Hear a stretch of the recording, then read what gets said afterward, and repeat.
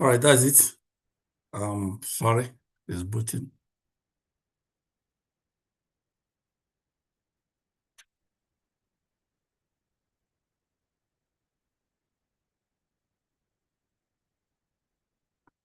All right, so I hope everybody's seeing my screen.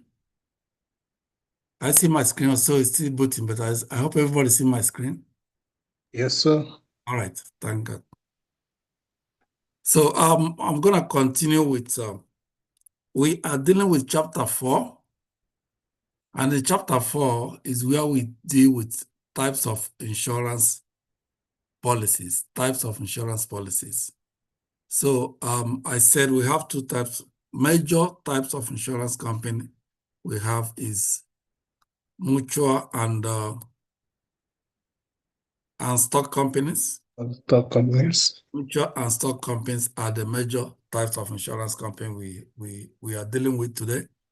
So in these two major types of insurance company, we say the mutual company sells what we call participating policy, and the stock company sells what we call non-participating policy. Participating policy. Now we said, why do we say mutual company sells participating policy?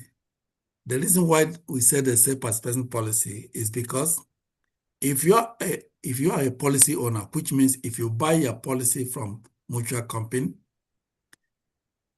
you are given the power to you are given a voting right.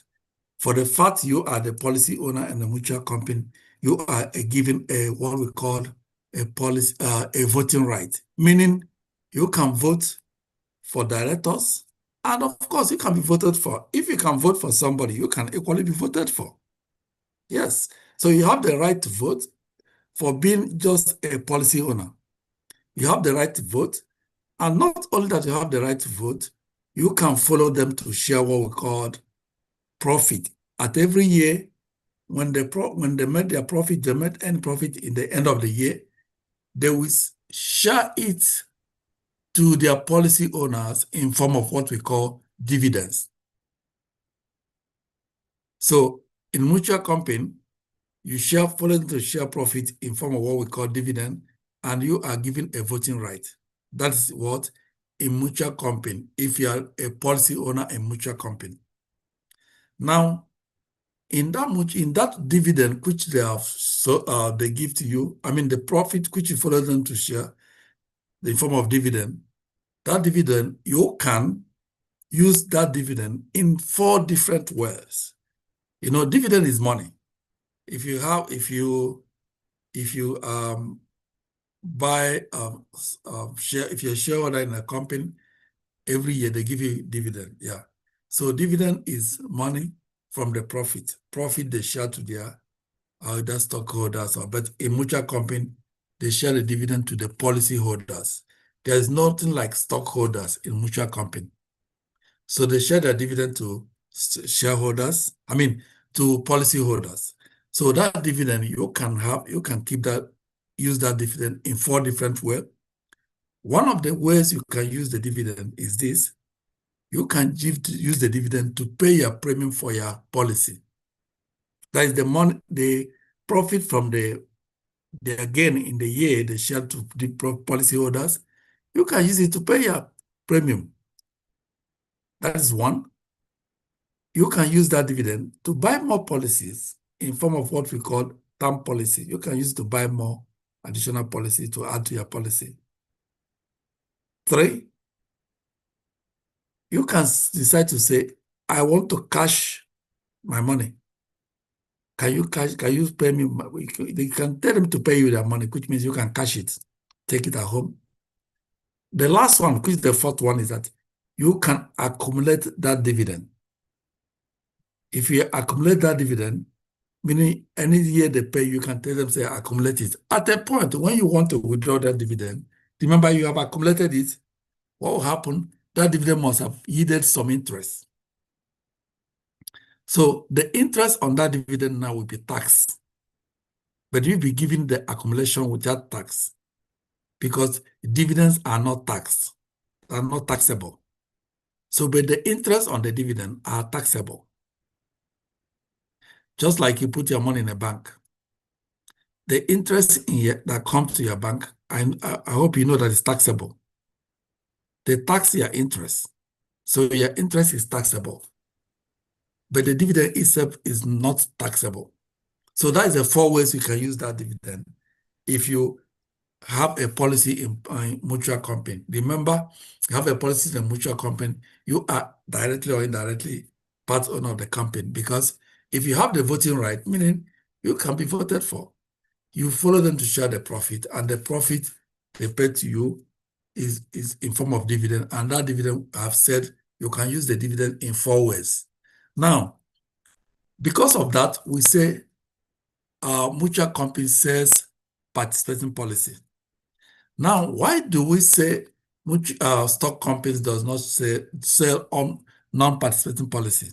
Because in stock company, you don't follow them, they don't share their profit to the policy holders, they share their profit to the stockholders.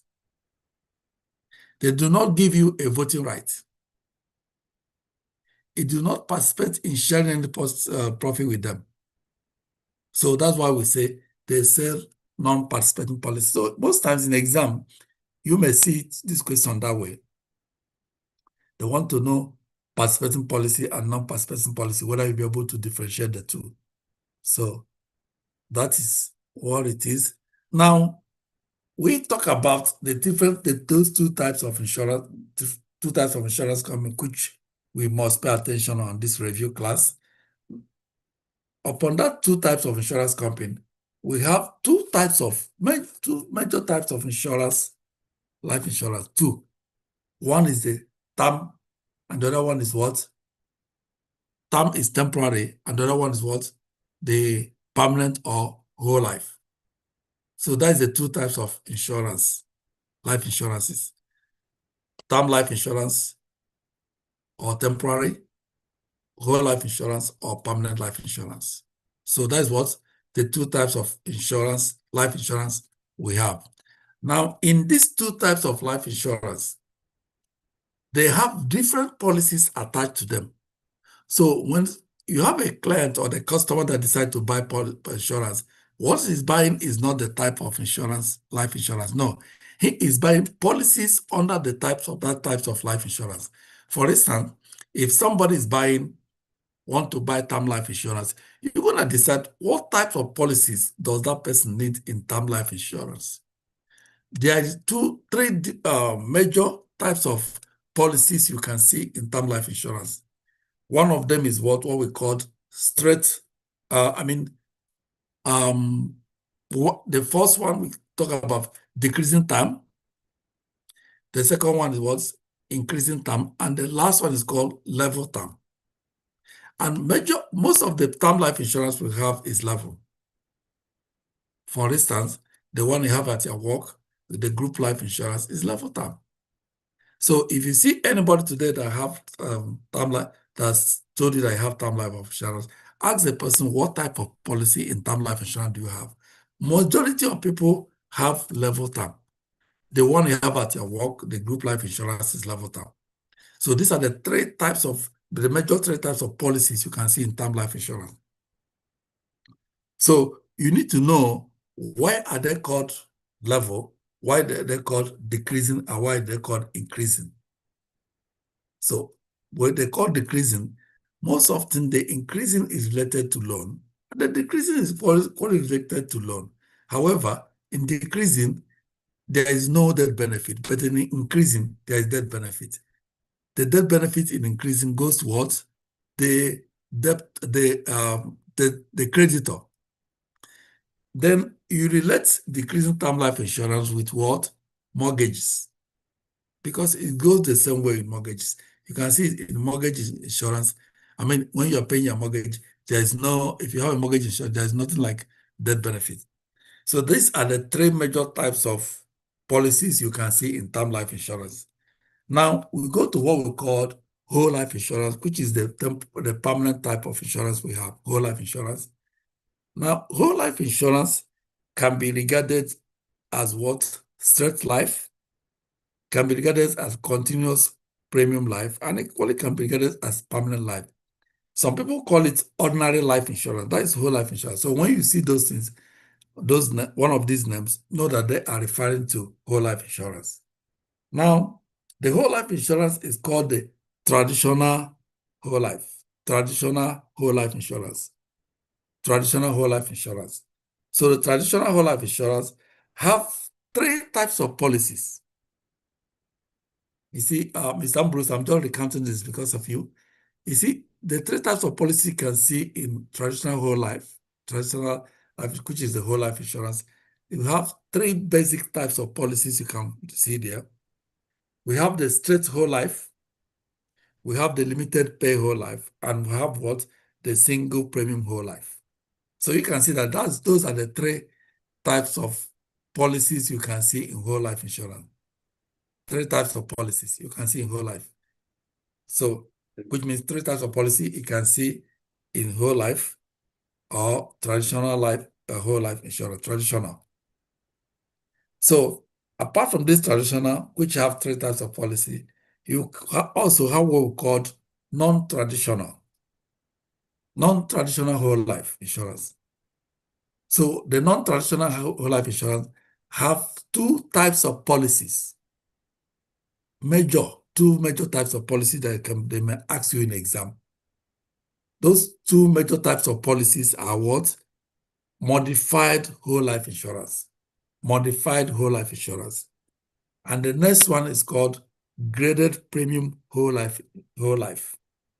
So why do we say it's modified whole life?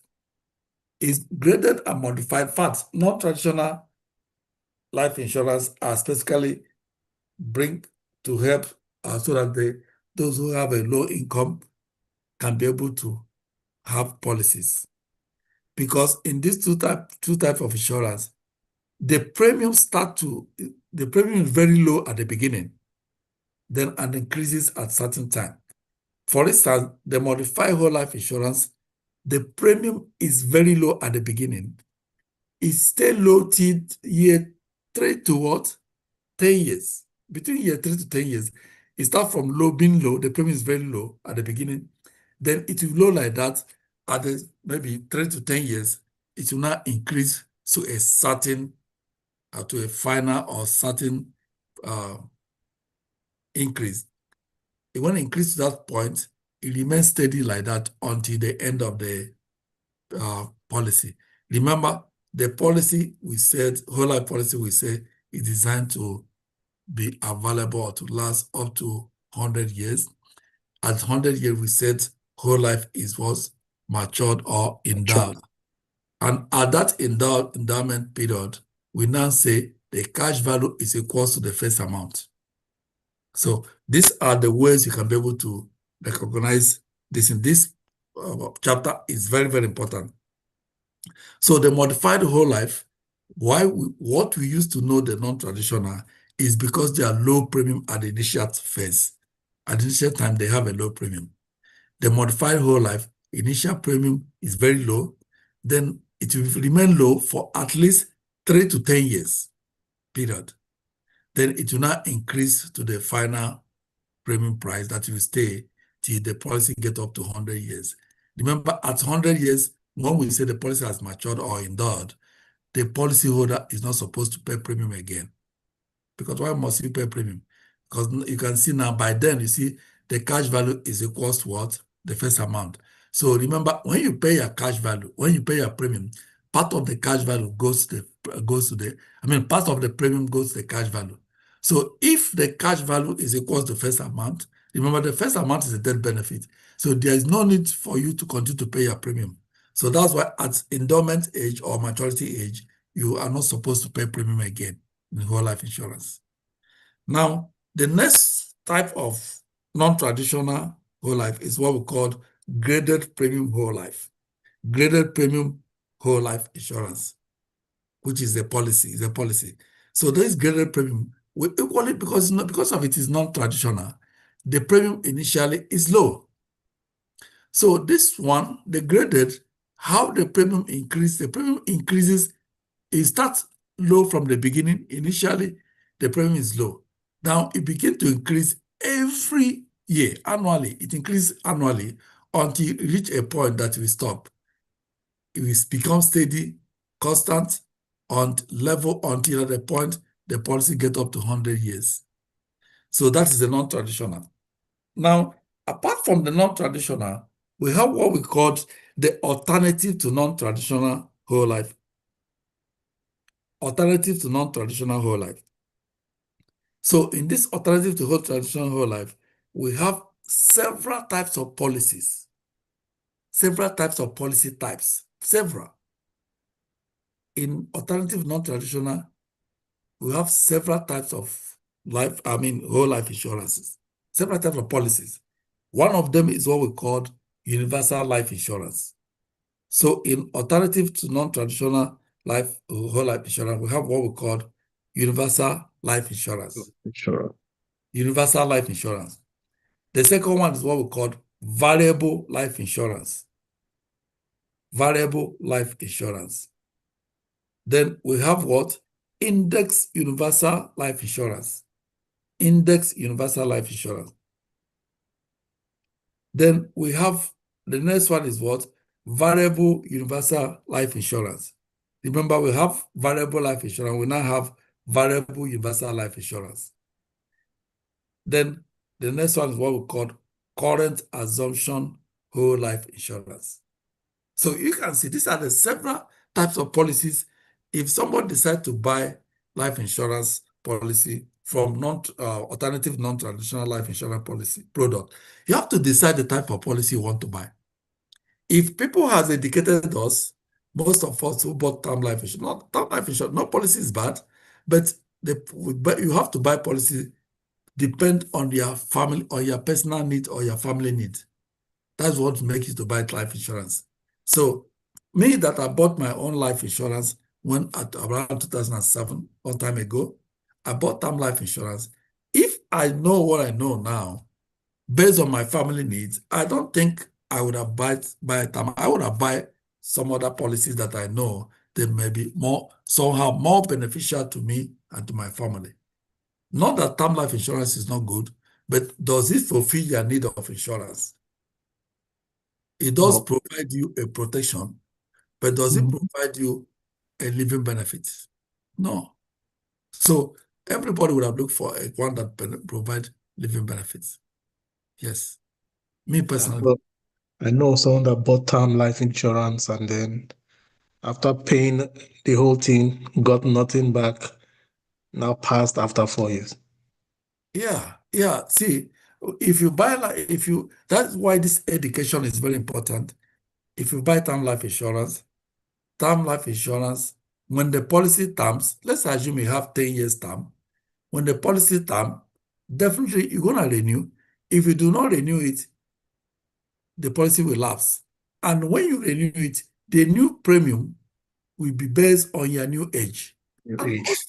Sometimes they may even consider your health status then, meaning at that your new age, you're not expected to pay the same premium you're paying before the policy terms. No. You're going to pay a different premium. And the premium you may pay may be far higher than what you are paying before. Because now you have new age. 10 years or 15 years or 28 years added to your age, that person no longer a small baby. So you should expect an increase in premium because remember, cost of insurance increases with age. Yeah. So many factors we put into consideration before that we increase the premium. So that's what you see in term life insurance. Again, you may not get your premium back except you have what we call a rider we call return of premium rider. So if you do not have a return of premium rider, you not expect to get anything out of the premium you paid. But if you have a return of premium rider, what happened? They will now do a reduction, remove all the other expenses that they have encountered during the time you have the policy with them, and return the other one to you because you have the rider, return of premium rider. If you do not have it, they're not going to return anything to you. People don't know about it. Huh? A lot of people don't know about it. Of course, they don't know. That's why it's very, very important that before you become an agent, you should be educated so you can educate your customer. So you will say based on what you know. I know the person that sold me term life insurance around 2007 does not know either. He doesn't give me an alternative. He just come and present to me what he knows and told me that it's cheap. And I bought. But why won't you tell me all the alternatives so I can make, based on the knowledge you provided to me, I can make an informed decision on what exactly I need. But I remember I did not receive such education. I just told me that he said life insurance. And basically, I had in mind that insurance is insurance. And he told me this is what he has. And he convinced me I got it. It wasn't bad that I got it, but it was it serving the purpose or the need of me having insurance, not of course. So does it mean that term life insurance is bad? No, it's good on its own. But everybody who wants to buy insurance should buy it based on that person's need and family and financial needs. Of course, that's how we're going to buy policy. So more especially now that we all know that if you are left to go and buy policy now, you make a different choice based on what you made, the choice you made before. That's the truth. So education is very important. So in short, this is exactly in short summary, this is basically what we did. So we're gonna go back to now where we stopped in the morning. Miss Chi, do you remember where we stopped? I think so. I want you to pay attention. This chapter is it has a lot of questions to it, honestly. I have a lot of questions on it, so. We are everywhere, so I can't remember. Sorry. He said we're everywhere. We're everywhere. You're right. Yeah. You're right, because I'm trying to cover some people. Yeah. It's like we're the only two that haven't taken the exam. Honestly, not that you're only two, I think about 6 people has not taken, but let me tell you the truth that most people has passed. A lot of people has passed, particularly from last week to yesterday, but a lot of people have passed. A lot of people Obinna taken his? Huh? Has Obinna taken his own? Obinna has passed. Oh, that's good. Obinna passed. Obinna was in Dallas. When? Obinna was in Dallas. At the Westin? Yeah, I think Obinna was in Westin, something like that. Okay. Obinna has passed. Obinna in California, I think.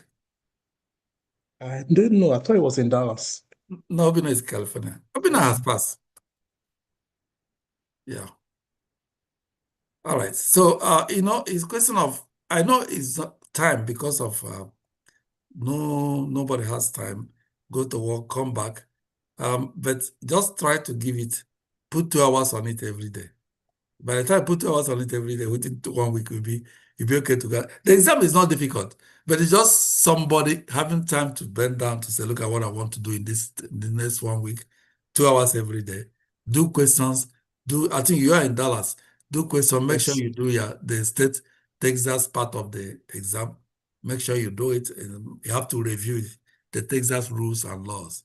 You have to review it because no matter what you did on the national, if you like, get 100. I'm telling you the gospel truth. If you don't do the state, you fail. Miss Ify did her exam on Saturday, and guess how many she scored? 98. Wow. I'm telling you. She scored 98. I said, Miss Ify, we don't need this 98. She laughed. I said, can you give some to some people and take 70? Because what we need you to pass is just 70. 70. Just 70. So I said 98 is too much. Yeah, she scored 98, honestly. She scored 98. It was so wonderful. All right, so we're going to look at, I think we are now on traditional. We have talked about universal life. I know we have talked about universal life. One thing you should know about whole life insurance, about permanent or whole life insurance, one thing you should know about them is that they have the presence of what? Cash value. Cash value. That is the spirit. That is what is even luring everybody into making sure that you have a policy because of the presence of cash value. The cash value made it possible for you to have living benefits attached to it. Remember, Life insurance is never what? Is never an investment. Life insurance is not an investment. But in permanent and whole life insurance, there is this protection portfolio that's there, and we have this investment aspect of it. But do we say life insurance is an investment? No, life insurance is not an investment. And what makes it to have what people may regard as investment part of it is the presence of cash value. So you can only see cash value in permanent or whole life insurance. You cannot see it. Term life insurance does not have what we call cash value. That is why their premium is what is bounded. We said term life insurance has a bounded premium. Bounded premium meaning that they cannot tell you how the premium you paid is distributed. But in permanent or whole life insurance, they have unbounded premium. Unbounded premium means that if you pay your premium, they will tell you how your premium is channeled, what your premium was used for. For instance, if you pay premium on permanent or whole life insurance, the premium will be channeled to different aspects. One of the aspects, the premium will be used for the cost of insurance. Premium will be used for expenses in the policies. In that expenses, that's where they used to pay your commission. Other expenses on the policy, they use it to pay it. So apart from that, the part of the premium will go to that benefits. Some go for reserve, and they give you another some of them as a cash value. That cash value is just the one the insurance company decided to give you back. Because the cash value, we said, is your money. Because they say is your money, we call it what? Non-forfeiture. If you decide to surrender the policy today, you'll be giving back your cash value. So the cash value is part of the money, part of the premium that the insurance company decided to give you back. So because you see how I analyze how the premium is being distributed, that's why we said in temporary or in permanent or whole life insurance, the premium is what? Unbounded. But in the other one, term life insurance, it cannot describe what we just described now. But in whole life or permanent, you have unbounded premium. So I think we have passed this universal life insurance, if I'm correct. So universal life insurance provides its owner with what? Most flexible, comparable to traditional whole life. Flexible, the premium are flexible. Meaning you can decide to change your payment mode at any time. Premium is what? Flexible. So it may be referred to as what? As an adjustable form of life insurance because of the flexible premium and adjustable life. Premium adjustable. So because of the flexible premium. So that is one of the characteristics you should know about universal life insurance. It has other characteristics of what? Of whole life insurance. But the major thing that you can use to differentiate it from other people is because of the flexible premium. So the flexible premium makes it an interest sensitive. So if you have a question in whole life where they ask you what type of insurance is interest sensitive, is what? Universal life insurance. Interest sensitive, universal life insurance. So universal life premium pay for pure protection.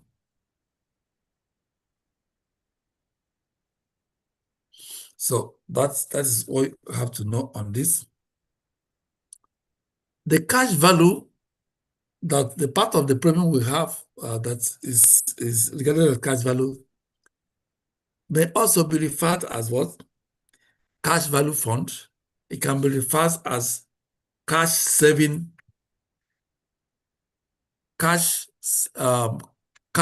plan. It may equally be referred as policy equity or a saving future. Like that's cash value.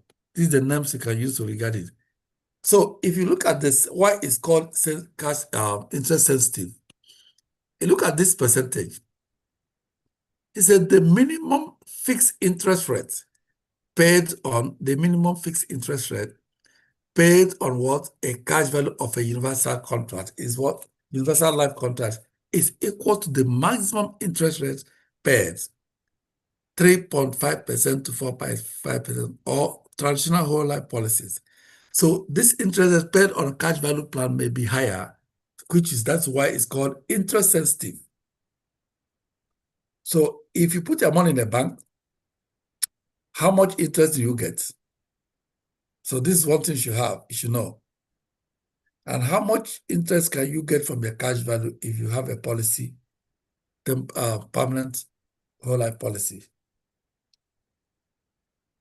So these are the things you have to consider. Or we have to, on portfolio, to put your money. All right, so I think we have done this. I'm just trying to recount it for you. All right, look at where I talked about unbundled premium. Unbundled premium is seen on what? On universal life policies. Universal life policies. Yeah, that's where you see unbundled premium, or permanent or whole life insurance. That's where you see unbundled premium. Of course, it happened on alternative non-traditional life insurance.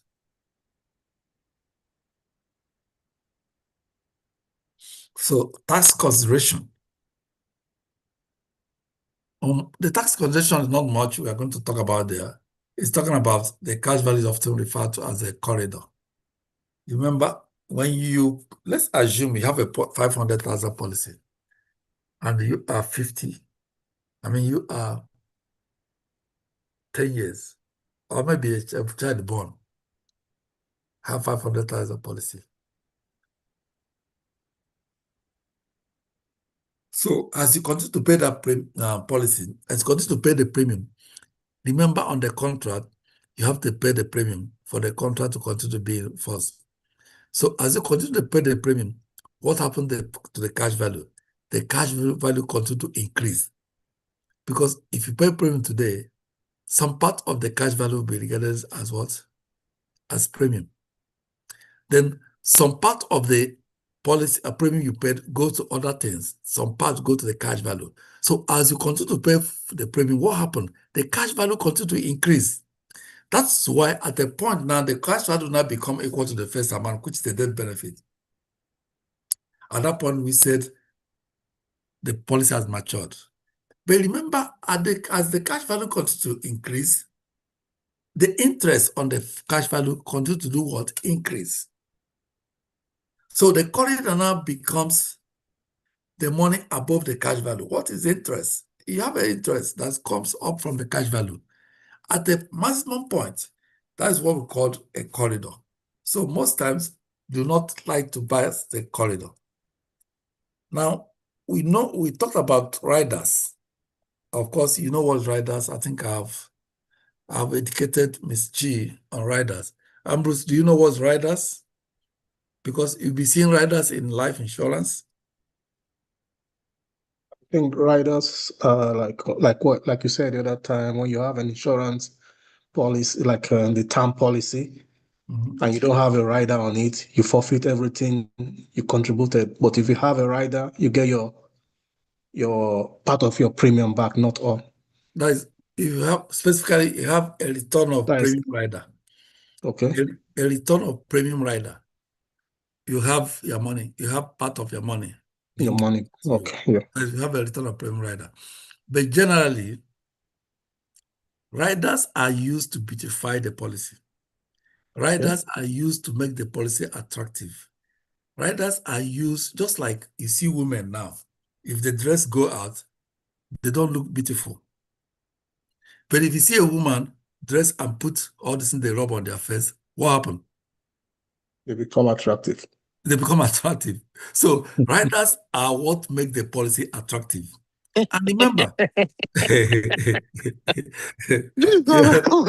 who is laughing? I have to mute this thing to laugh. I thought it's only me and not Bruce is here. That's why I said that. I have to mute it to laugh. You guys are funny. But that's That's a good example. Jesus have mercy. But The thing they Ambrose, rub on their face. What did they rub? that thing is very expensive. Oh. Oh, Jesus Because Very Christ. my key. wife sent me to go and buy some the other day. Honestly, Ambrose, have you bought it before? It's very expensive. No, but I know they're expensive. Very expensive. I don't know until about last month I went to buy it, honestly. Jesus are funny. So, And funny enough, some ladies will not go out without using those makeup. yeah. So that thing is just like rather to make them look more attractive. Yes, And remember, extra. Extra. and remember, it doesn't come free. I told you now it's very expensive. Jesus. So riders is what you put on a policy to make it more attractive, more beneficial to you. That is I what remember because those days when we're in school. If you go to see a lady in the morning in the hostel, she looks different from when you see her when she's fully makeup. yeah. That is what that beautified them, makes them more beautiful. That is beautified them. So that's why the same thing goes with insurance. yeah, the same thing. Even sometimes I use pizza as an example. It just make it to look good, look you guys wonderful. are funny. You guys are too funny. It makes it to look very wonderful. So you think if you don't have it, the person who didn't make up and the person who make up come out, they will not be of the same the same attractive level. The person who make up will look more attractive than the person who doesn't make up. Yeah. So that person who make up spend money to make up. So in rider, even the return of premium rider we have in term life insurance, you have to pay for it. The money on the rider will be added to the premium you are paying. So you're going to pay more money. It's not free. It's not free. Yeah. So that's why most insurance agents will not even ask you to talk about that because they are trying to make sure that the policy they are giving to you is cheap to you. However, when you get those cheap policies, you are not getting nothing. Yes. I give an example of somebody who wrote $500,000 policy. I wrote $500,000 policy, and that person is paying $700 premium. Now the person you meet the same person. You wrote another policy, the same policy. You told the person that look, this policy that Bart wrote for you $500,000 that he wrote, and you are paying $700 every month.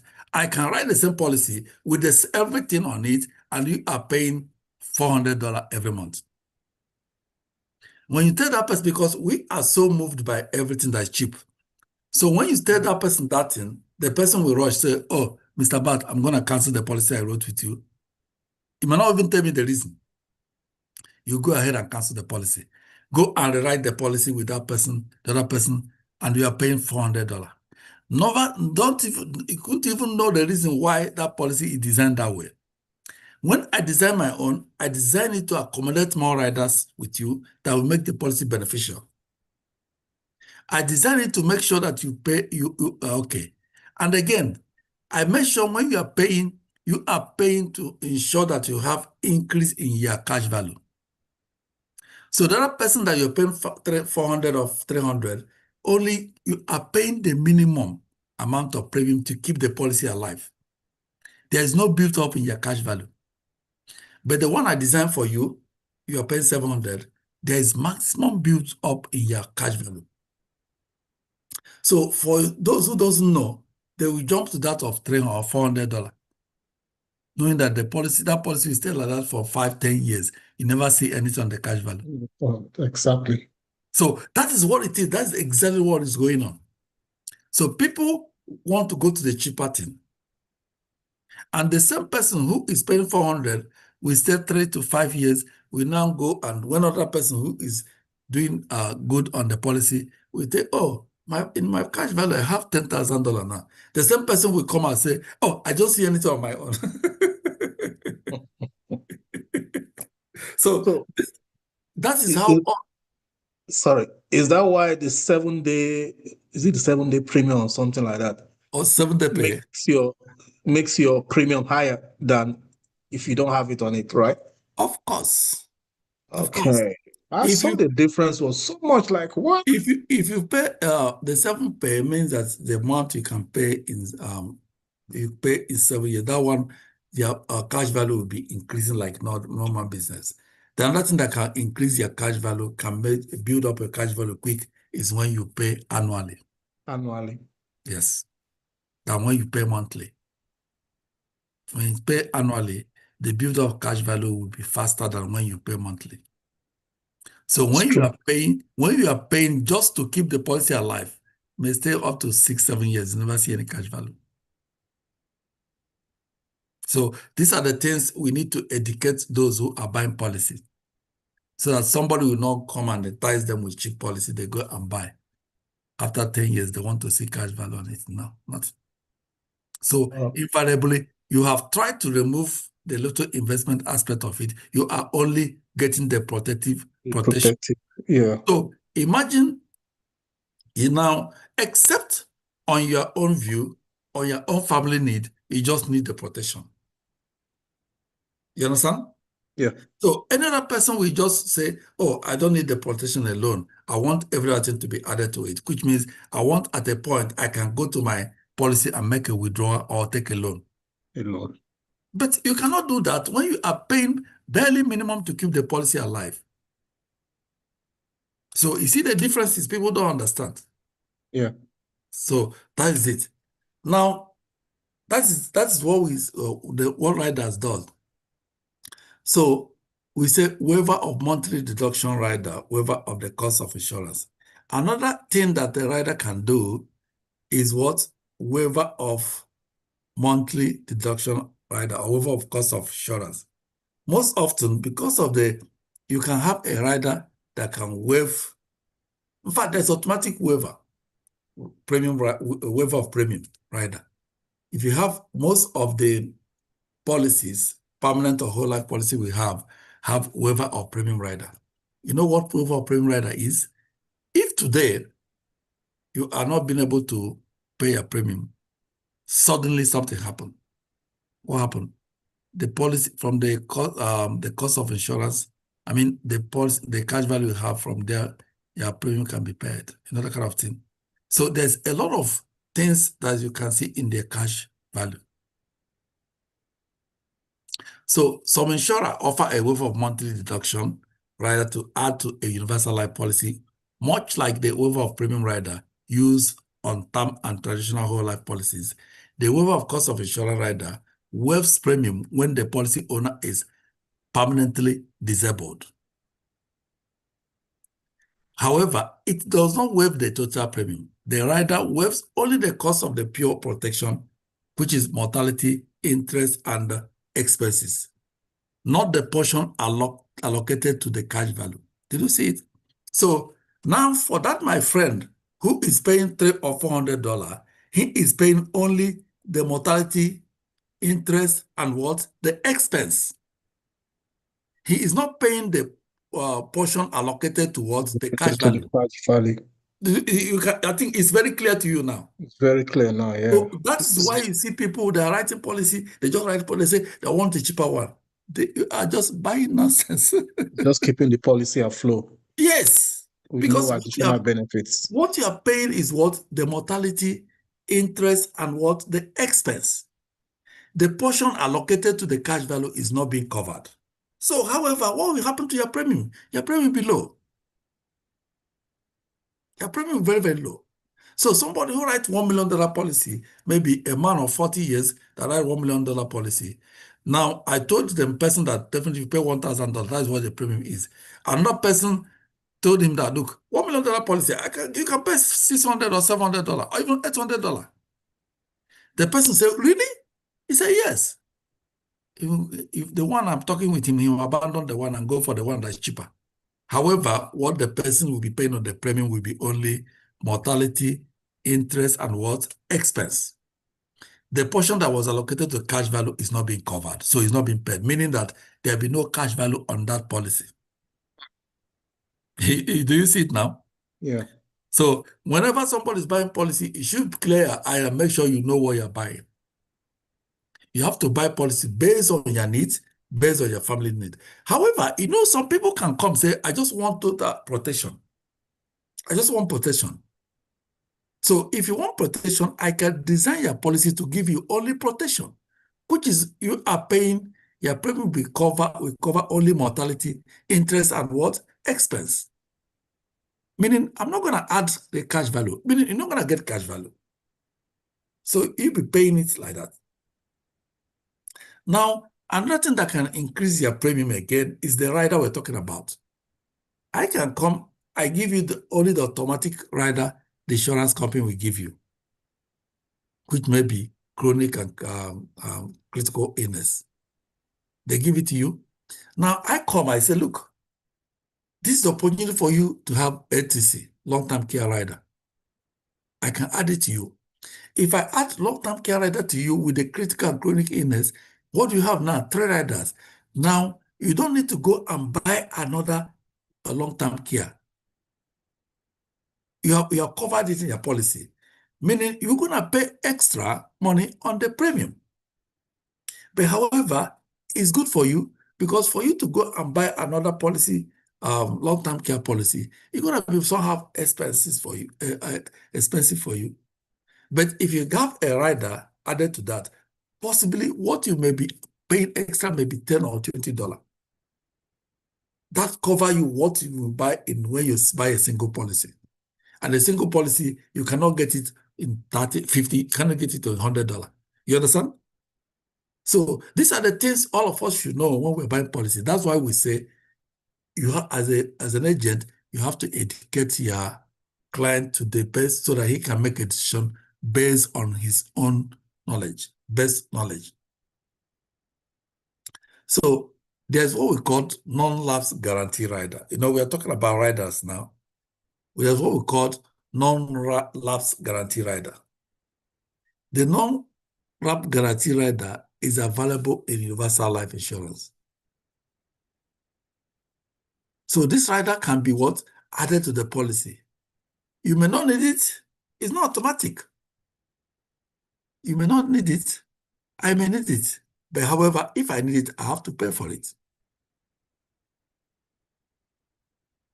So if I add a non-lapse guarantee rider, meaning this is my policy, even if I did not pay my premium for 1 or 2 months or 3 months, depending on the contract terms, the policy will not lapse. The policy will be alive until probably I travel, I stay 3 months or 4 months, I come back, I still continue to pay my policy. My policy is still alive. That's non-lapse guarantee rider.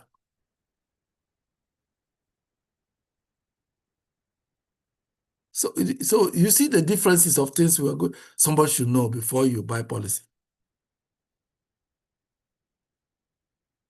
So if you put all those riders in our policy, will look very wonderful, will look good. So we have what we call Index Universal Life. Index Universal Life Insurance. This Index Universal Life Insurance is the reason why we're encouraging everybody to buy. In fact, this is what we call the IUL. The IUL is the radio. The IUL is the one that have all that you can think of that is included in life policies. So universal life insurance comes in several forms, including what? Fixed rate policies controlled by the insurer and the variable policies in which the policy owner can allocate premium dollars in separate accounts that invest in equities. You see now we're talking about investment a little bit. But do we now say insurance is life insurance and investment? No. Remember, when you pay a little bit of premium, you do not you do not allocate any amount to the cash value. Now, in the universal life insurance, Index Universal Life Insurance, already that cash value is covered because we now begin to talk about investment in equities. So the fixed rate policies offer a degree of security. Variable policy offer the potential for high return if the policy owner accepts the risk of losing cash value in market downturn. So you look at what happened here. In this universal life insurance, we have a section that are controlled by the insurer. Insurer is insurance company. We call it a fixed rate policy controlled by the insurer, and the variable policies in which the policy owner can allocate premium dollars in separate account that invest in equity.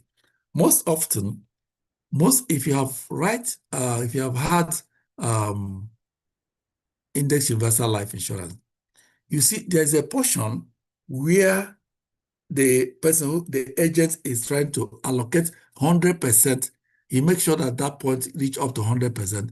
They are allocating, what they're allocating now is what? Separate account to invest in equities. You make sure that by the calculation, it becomes 100%. You can allocate 30% to S&P. You can allocate 10% to global. You can allocate all those because all those separate accounts now have separate interests. So when you do the allocation, you see that at every time you pay your premium, the cash value increases. Those cash values go to those allocations. Those allocations will be building different interests because each of them have separate interests is building. So that's why we talk a little bit about the investment you can receive in the cash value. So index universal life, also known as what? Equity index universal life, is a fixed non-variable product that what offer policy owners a third option, one that offers some potential for higher returns, but also ensure that policy owners will not lose money in stock markets downturn. Did you see it? That's why it's called index. You will only participate in the gain, but you will not participate in the loss. If the stock market is bad, it's not your problem. You will only come up to gain when the stock market is so good. So they invest in different aspects of interest, global, S&P 500 and all the rest. They invest it there. If the stock market is bad, of course, all those interest sections, all of them is based their rise and fall on the market trend. So if today, for instance, if you have money on the stock, if the stock is good, you will gain. If the stock is bad, you will lose. That is it. I hope everybody understood that. Everybody get that. If the market is good in stock, you will gain. If the market is bad, you will lose. But in the index, universal life, that portion of cash value that goes there, if the market is good, you gain. If the market is bad, you do not lose and you do not gain. So if your money is the 401k, if the market is good, you do what? You gain. If the market is bad, you do what? You lose. You lose. But here, if the market is good, you gain. If the market is bad, you do not lose and do not gain. Your money will be where it is. Now, when the market becomes good, you continue to gain. So you can see why people want it. You only participate in the gain. You do not participate in the loss. Loss. So it's equally the same thing when you go to annuity, index annuity. You participate in the gain. You do not participate in the loss. In index annuity, you are not allocating money to cost of insurance as you do in life insurance. No, all the money goes to the market. You see why you have more in annuity. You see why you have more. No, as in life insurance, some parties are allocated to cash value. You are only working with the one allocated to cash value. But in annuity, no, all of them is going to the market. All of them is going to market. And there too, you only participate in the gain, you will not participate in the loss. So why would somebody not put his small money in the annuity? Is there any reason? Even if 20,000, just leave it there. Even if 20,000, leave it there. Because whether Iraq and Iran is fighting, it's not your business. It's not your business. You're not losing nothing. Within that period, the market may be stable, you're not losing. you're not getting anything, but you cannot lose the one you have. Because what can bring a businessman down is when you're losing the one you have without making any gain. When you are eating without getting any money inside your pocket, that'll make you to be poor. So people are fighting against losing. If you're a businessman, you're losing. You're not going anywhere. There's no increase. So if you have 10,000 extra, 20,000, 50,000 extra in a bank, it's better to put it in this account. This account, what we're talking about, life insurance. Yes, life insurance. Yeah, you can put it, but I will. You can have a life insurance to make sure you have a protection. Make sure you have if you fund it well, good for you. But I will equally advise that extra 50,000 or 40,000. You can just go and keep it in annuity. Oh, okay. Put it in annuity. Just put it in, you can see fund your life insurance very good. Fund it very good to have more cash value for you. But it's good to have an annuity. Okay. Yeah. So the annuity, anytime you want it, you can get your money. Annuity, the only thing with annuity is that you may get at least, I think, 10% or 20%. You may not get all. However, it's a contract. They may say 5 years or 6 years or 10 years. So that is the only difference. It may be there for some time. You may not invest it now and get it. But however, it generates more probate. Huh? Does it attract probate? No, it bypass probate. Annuity and life insurance does not bypass probate. They are only the two portfolios that probate does not touch. Yeah.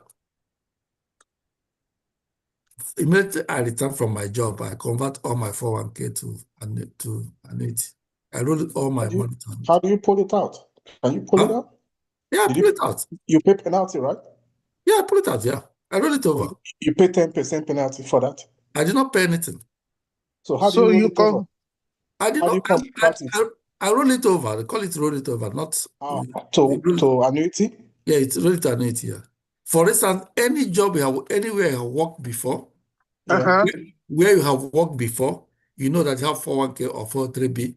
You can roll it over to annuity. Okay, how do I open one? Yeah, you can do that. Yes, I know, but how do I open one? Yeah, like if you have anywhere you have worked before, you have 401k, not where you are working presently. I know that. Where you have worked before, you have a 401k. Yeah, if you want, we can do it. We can roll it over to annuity. Oh. I did mine this November. I retired in November, so I roll all my 403b, all of them to annuity. So the annuity is for how many years? You can, all right, for that one, when you roll it over from that account, you're not going to touch it until you reach the age where you can withdraw your 401k. But the good thing about that is that you do not lose any money. Rather, you'll be getting what you'll be getting will be more than what you'll be getting when you put it up, when you're still on that bucket of 401k. That 401k. Yeah. Okay. But you're not gonna touch it. If you remember. And it's taxable? Let's assume you have a 401k or 403b. If you have a Roth, you remember what I said about Roth? Yeah. Roth is better. Roth is what? Is it what kind of fund is that? Is that not personal funded account? Personal funded account. What kind of fund? There's what we call it. What kind of fund is Roth, and what kind of fund is 401k? 401k is joint fund between you and your employee. It's jointly funded between you and your employee. That's the one I say contributory. That's 401k. That's 401k can be contributory, can be non-contributory. That one is quite different. There's two names, we call two of them. For instance, money in your bank. You can get your money in your bank and put in an annuity. what we call the qualified or non-qualified. Which one is qualified? You will see it in exam. Which one is qualified? Which one is non-qualified? This is one of the things you must know, even in your workplace. The qualified account and non-qualified account. The qualified account is a 401k, 403b, TSP, or whatever they call them. They are qualified accounts. So if you are rolling qualified account to annuity, what it means is that you will not have access to it till you reach at the point that you can take it even when if it is on 401k. Is it clear? Yeah. That you cannot take money you from cannot it. touch it until you get to the qualified age. Yeah, of course, 67 or 65 is the qualified. I thought you can take your 401k at 59 and a half. All right, I've said that thing before. I think 50, is it 59 or 57? It's 59 and a half. 50, all right, 59 and a half, yeah. So if you put it, if you go and take it, if you roll it over to annuity, if you decide to go and take it before that 59 and a half, you're going to pay a 10% penalty. 10% penalty. And you're going to pay tax on it. Because remember, the qualified account, you have not paid tax on it. That's why it's called qualified account. The non-qualified account is the Roth, a traditional Roth, or the money in your bank. Those are non-qualified accounts. So those non-qualified accounts, you cannot pay tax on it because you have already paid tax on them. So if you have Roth IRA, if you roll it over to annuity, you're not going to pay tax when you want to withdraw it because you already paid tax on it. However, you're going to pay tax on the interest, just like money you put in your bank. If you put money in your bank, when you withdraw it, are you going to pay tax on the money? No, because you've already paid tax on it. But the bank gonna charge you what? The interest, you're gonna charge, bank will charge you the tax on the interest that money you did. If you put the money in a special account in a bank, let's assume you put 50,000, and when you want to withdraw it, the money has increased to 70,000, which means 20,000 interest. You're going to pay tax on the 20,000. 20,000. Yeah, but the 50,000 is your money. You're not going to pay tax on it. So that's what non-qualified account. So if you roll it over that non-qualified account to annuity, you're still not going to pay tax on the money, but you're going to pay tax on the interest yielded. Interest. So is there something? But however, what we are saying is this: in that account annuity, you do not participate in the gain. You only participate, you do not participate in the loss. You only participate in the gain. And more especially, the interest is higher. Often the interest is very higher. So that's why most people want to roll over their money in there.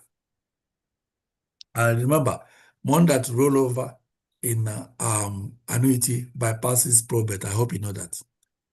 So, yeah, but if you have a 401k, something happen, probate you go to your estate, the probate will catch it. So that's the loan again, is another advantage. Oh, but annuity, they don't touch it. No. They don't touch life insurance annuity. Nobody touch it. Even Roth. Nobody touch it. Immediately move to annuity or life, nobody touch it. When you are going to withdraw it, don't you need to do is to pay your tax? That's it. Yes.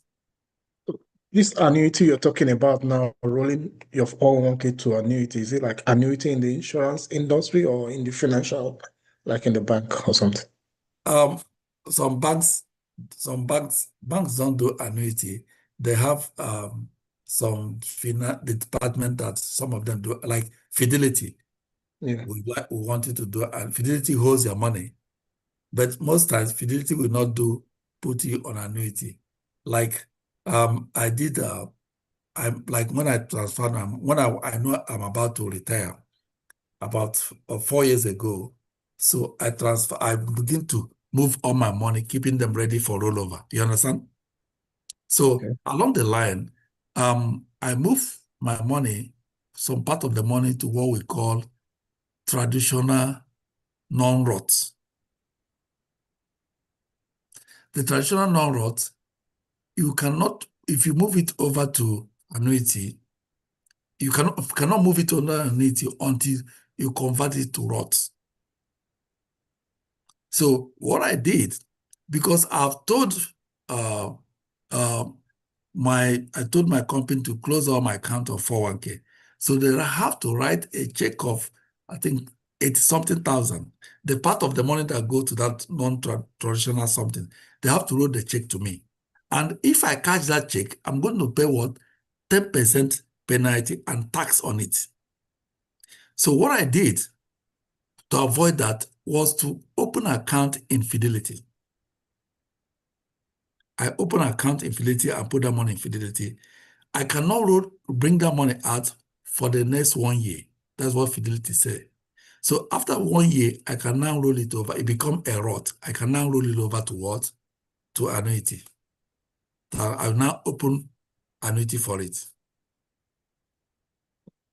So, so as you go, you begin to understand all those, play all those games they are playing so that you cannot lose your money. Knowledge is key. Yeah. You gotta, as you go, you continue to play those games because if by there, they don't chop us too much. They don't chop us too much, so we get to know what we're supposed to know to avoid all those shopping. There you go, work for people, then go there. In the morning, they will enter their motor, go play golf, finish bath, enter there, go sleep.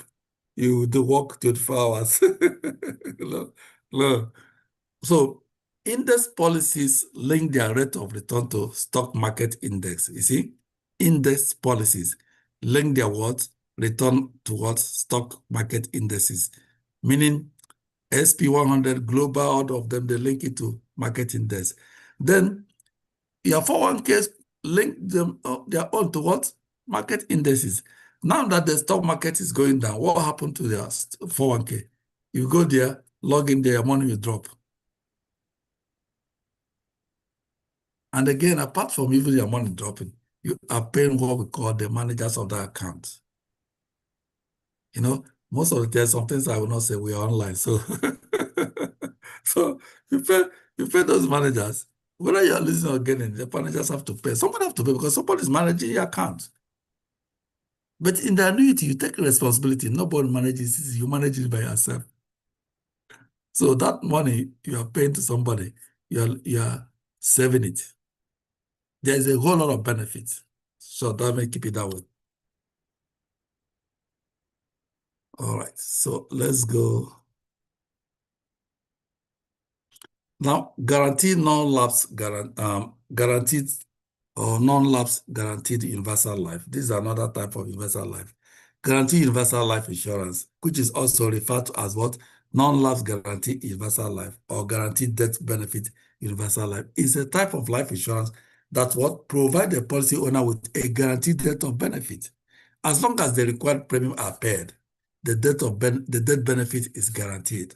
That's what guaranteed non-lapse guaranteed universal life. So therefore, even if there is insufficient cash value in the contract to support the death benefit, the policy remains in force due to what? To the coverage protection guaranteed. For this guarantee to be provided, the contract stipulates that the minimum premium must be met and paid on time, such as guaranteed universal life insurance contract will still pay out the death benefit, even if the accumulated cash value decreases or goes to zero. So you see, this is another maximum protection you can give to your policies. Remember, for instance, in whole life insurance, we said the policy get matured or get endowed at age 100. That was the design. Although they are trying to design to make it 120. But for now, in whole life insurance, we said the policy has matured or endowed at age of 100. At age of 100, or when we say the policy has matured or endowed, it means that what? The cash value will be equal to the face amount or face value or death benefit. So at the point the cash value now is equal to death benefit, you now have two sets of money. Remember, your cash value still yielding interest for you. So you still have interest there. The cash value there and the death benefit there. You do not expect the insurance company to give you back the cash value. No. They will give you the death benefit. They will not give you the cash value, they give you the death benefit. However, remember there is an interest build up. So they will still give you the interest. But now come to index. Come to index. It said, if you now have a universal guaranteed non-lapse guarantee universal life insurance, remember your cash, as your cash value build up, you can take a loan or you can equally do what? Withdraw from it. And when you withdraw from it, if you take a loan, you did not pay the loan, they will take the money out from your what? Cash value when they want to pay that benefit.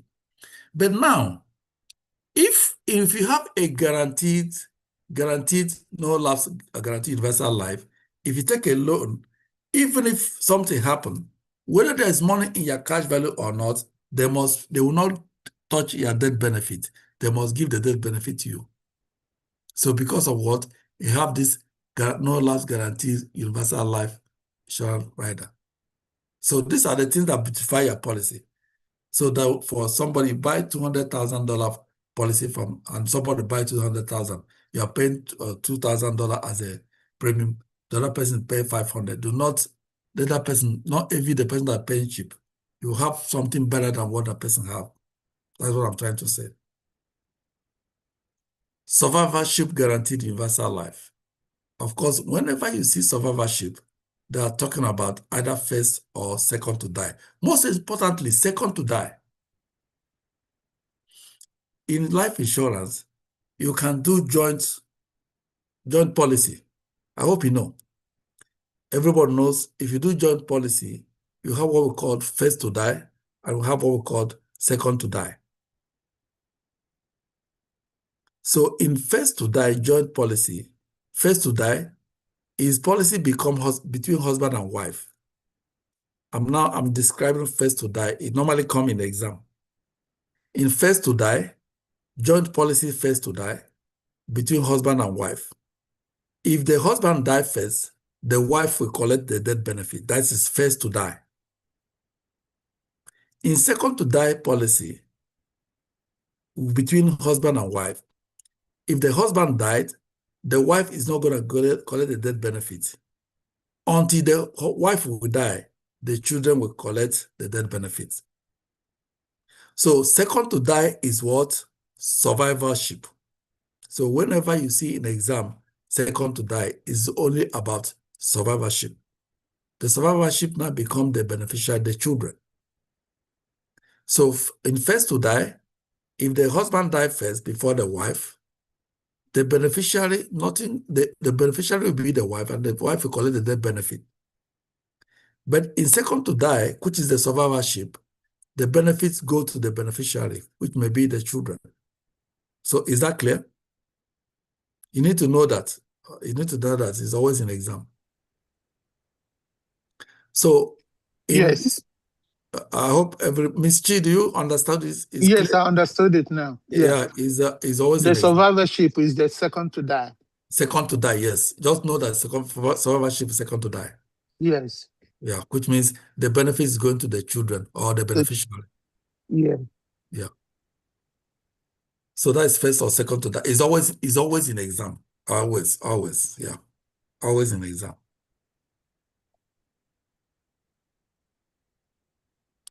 We have variable insurance policies regulated by. All right, we now have variable insurance policy. Variable, as a person or as insurance agent, you are not qualified to sell variable products because variable products are security products.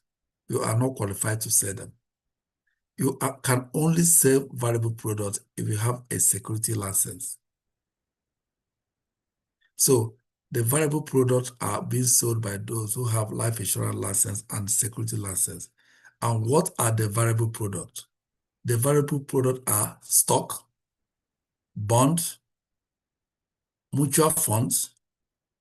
All those are called variable products. Stock, bond, mutual fund. So if you have raised to a point in this business that you have a security license, believe me, you're a big man already. Because you'll be selling stock, you'll be selling bonds, you'll be selling mutual funds. And you know what I mean by when you become a bond seller. You know what it means? Now it's not business you do alone. I have to employ people that help you in the office to do that. So getting a security license requires you passing Series 1, Series 2, Series 3, 4, 5. The last one is 6. So I intend to start doing my security license this year. I think I want to start doing reading for it next month. It's very, very, it has a lot of challenges, honestly. So the Security and Exchange Commission, SEC, regulates security transaction. I want you to know that Security and Exchange Commission regulates security transaction. What are the security transactions? Stock, bond, and all variable insurance products. Security and Exchange Commission, SEC, regulate them. The Financial Industry Regulatory Authority, which we call FINRA, is the entity that oversees security firms in the United States.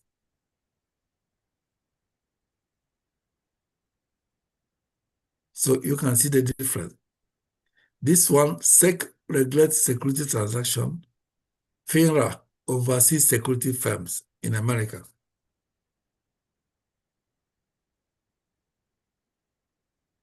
So if you produce an agent, you want to sell variable product, you must have what hold both life insurance license and security license.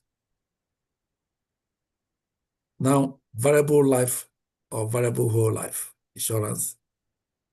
This variable whole life insurance combined element of what? Life insurance protection with investment opportunity in security, such as stocks and bonds. Remember what we said, for you to sell security, variable product, you must have what? Security license. So apart from this variable product, they have also variable life insurance, which are variable whole life insurance. Those ones, you can sell them. It does not need a security license to sell them.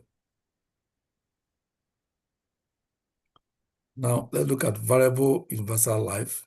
Variable universal life insurance policy combine element of variable whole life insurance and universal life insurance. So you can sell this one, variable universal life, with only insurance license, but you cannot sell variable whole life because what? You have to have security license to sell them. But variable universal life, you can sell them with only life insurance license. So I want you to know the differentiation, please. So I think so the variable is more powerful. Yes. Oh my God. It's more elite. Yeah, to sell bond, to sell mutual fund, to sell stock. If you can be able to get license, then you are made. Yeah. Like Wall Street people. Yes, like all those people, what they call on Wall Street. Wall Street, good. Good. They're the people that they're the people that are making money. Yes. Yes. So if you get that license now, they will be looking at for you. Yeah. Because to get the license is not easy. They will be looking at you. Okay. Yeah. So we have family plan policies. Family plan policies. The family plan policy is designed to cover all family members under one policy. So you have family plan policy, cover all family members under one policy. Coverage is sold in units. So all these are types of policies. See the different types of policies somebody can buy. It's not only this one we buy to cover ourselves. You can buy a lot of policies if you want, if you have the money. So this family plan policy covers everybody in the family under one policy. So whole life coverage is purchased on the life of the primary insured. Of course, it will purchase in the life of the breadwinner, maybe the father or the mother. The coverage for spouse and children is level term insurance in the form of rider. Sometimes the spouse amount is 50% of the primary insured and the 20% of all the children. The spouse and children coverage is typically convertible to whole life insurance without evidence of insurability. New or future children are automatically included at no extra cost. So every family is supposed to have this family plan policy. Yeah. Every family is supposed. Now we have another one, family income policy. The family income policy consists of whole life and decreasing term life insurance. What we said about decreasing term life insurance, we talk about mortgage. Talk about mortgage.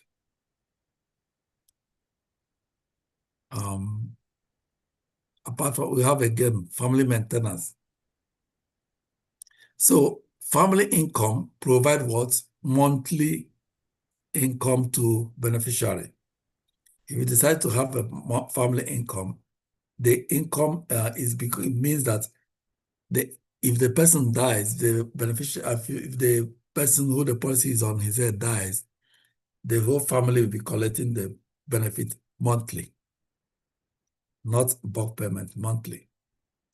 And because you collect it monthly, as you collect the benefit continues to decrease. It becomes a decreasing term because you're collecting is decreasing. It begins to act like a mortgage. So we have family maintenance policy. It's also, this one is whole life plus level term policy. So I think the best thing to do on this, let me see. All right, yeah, good. All right, joint life policy. I think we're gonna stop here. I'm getting tired. Joint life policy, we use all the time to discuss. So joint life policy is another one. We're gonna start it in the morning. Of course, I've talked about survivorship life. So we're gonna just start joint life policy. That's why we're gonna start in the morning. So Mr. Bruce, what you're gonna do, I know it's not easy, but please bring out your time at least two hours every day. If you're at work, you can use something to earbud to put what they call is earphone. Put your earphone if your work permits that. So listen, at least put yourself 1 week, put every 2 hours to this. You're going to take the exam, you pass, honestly. My job requires concentration. I deal with data. Oh, all right, accept that. Accept that. So we'll see tomorrow morning if you can log in. Miss Chi, we'll see tomorrow morning. I know you will be there. Miss Chi, are you working tomorrow morning?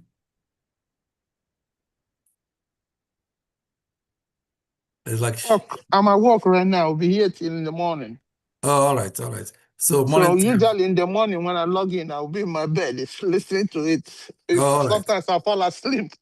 Yes, now because you work night. Yeah, I just started work. For the last 2 days, I've been at home, but I just started the shift this week, today. Right. Yeah. No problem. So tomorrow morning, we start by 9 a.m. All right, Mr. Great. See you now. All right, sir. Thank you so much, sir. Right, have a blessed night. Yeah, you too. Bye-bye, everybody.